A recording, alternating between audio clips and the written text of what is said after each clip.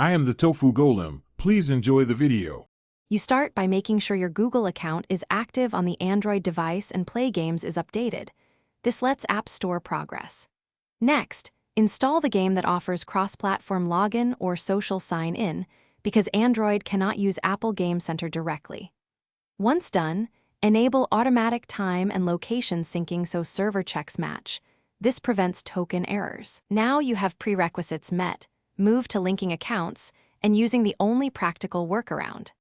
You will now link the accounts using the game's cross-platform login flow. On Android, pick Facebook, email, or the vendor's cloud sign-in, whatever the game offers, and create a persistent credential.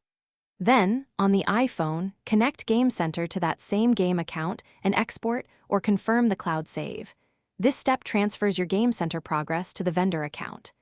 Make sure Save Sync completes on iOS before switching back. This is how you bridge Apple Game Center data to Android. Finally, sign into the shared game account on Android and verify the cloud save loaded. Check settings, friends list, and purchase receipts so nothing is missing.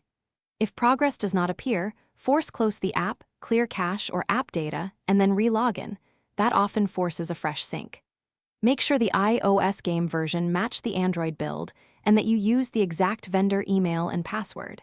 If problems persist, contact the game's support with your account ID and timestamps. Thanks for watching. Consider subscribing if we helped you today.